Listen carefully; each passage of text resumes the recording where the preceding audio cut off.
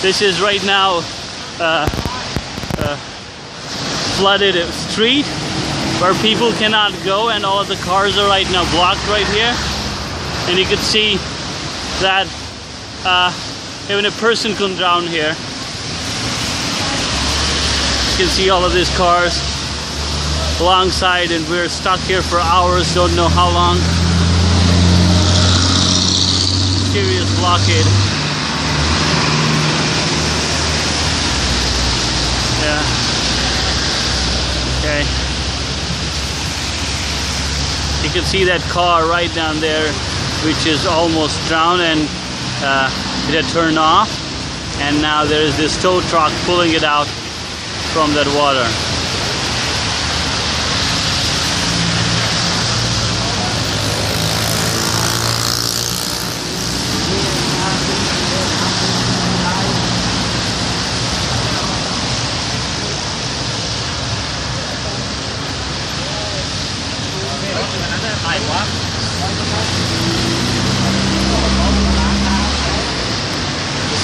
And this is me, Sammy, reporting from the scene right here.